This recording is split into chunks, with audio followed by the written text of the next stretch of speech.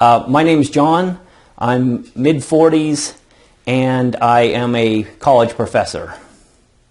I was married for 20 years and basically had an incompatibility from the beginning. Just irreconcilable differences in many, many ways, and we tried for a long period of time to make it work, but in the end, I couldn't live with the current situation. Getting a divorce was the hardest thing that I've ever done in my life. Something that I never thought would happen to me. My parents were divorced, and so I never wanted to be divorced. But in hindsight, it was the best thing that I've done. My life is infinitely better. The quality of my life is infinitely better now than it was when I was married. In my case, I chose to pursue the divorce, and I was living in another state for work purposes on a temporary basis, and my wife took the children and moved back to Utah. And at that period of time, I had time to think and reflect, and after counseling and some other things, I decided it was in my best interest, as well as the best interest of my children, for me to pursue a divorce. My spouse, when I told her about that, was against that and thought we could make things work. But she was more interested in me maintaining her lifestyle and the appearance of being married than actually being married, and that wasn't acceptable to me. I'm an accountant by trade, and I was concerned about two things in getting a divorce. One is the stigma of being divorced, particularly in Utah. Two, financial concerns. How would I be able to maintain my lifestyle and maintain the lifestyle for my children, particularly? And then third, all the other, just the emotional distress and difficulty of actually bringing that about. The lowest point in the divorce process for me was actually prior to, actually there was two lowest points. The first was prior to the actual pursuing the divorce, after my spouse had left me and taken my children, being alone in 3,000 miles or 2,500 miles away. That was difficult for me emotionally, but that gave me the time in order to think through the process and decide that the divorce would be the best thing for me.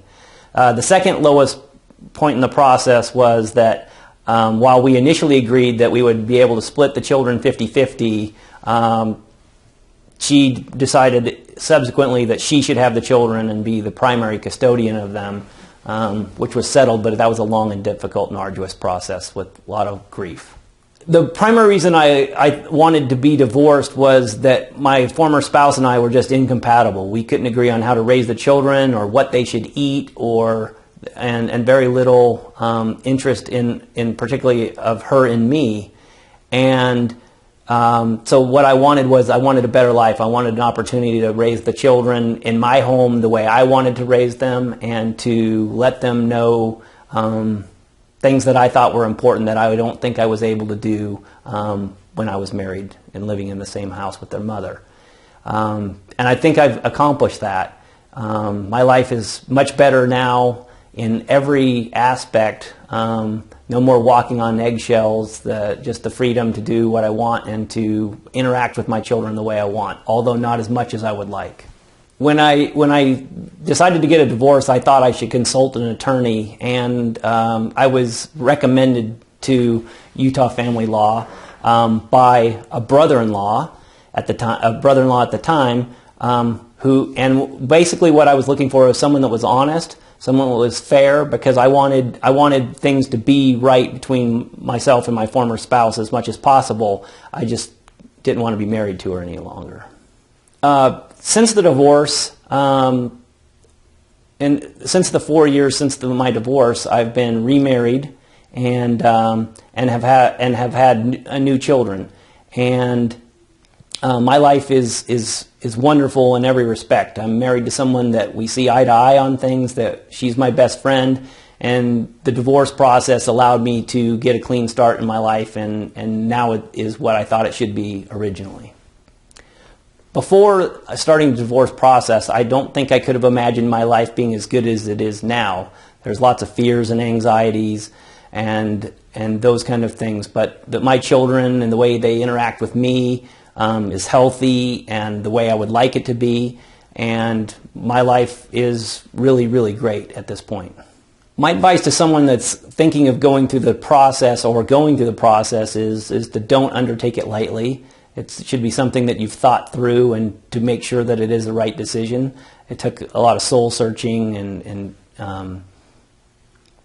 interactions with friends and trusted advisors to get me to the point where I was ready to make that step.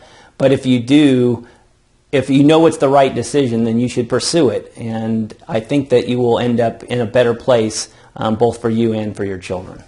In my case, I'd been separated after just a few years of marriage, and then there was a reconciliation. There wasn't the process of divorce, but there was an actual separation. And so I wasn't really tempted at that point. My spouse asked again and again to try to reconcile, but I knew that the pattern would be the same as it always had been, is that things would get better for a short period of time, and then they would cycle back to the same things that had been going on that were not tolerable in a marriage. And so my advice would be, if you've made that decision and you've thought through it, then you should move forward with that, and don't let fears and anxieties keep you from pursuing what you know is the right course. I was treated very well on the process. Eric is very, very responsive, and lots of times, whether it was a court hearing or just something that was happening in a custody issue prior to the divorce, he was always available to answer my questions.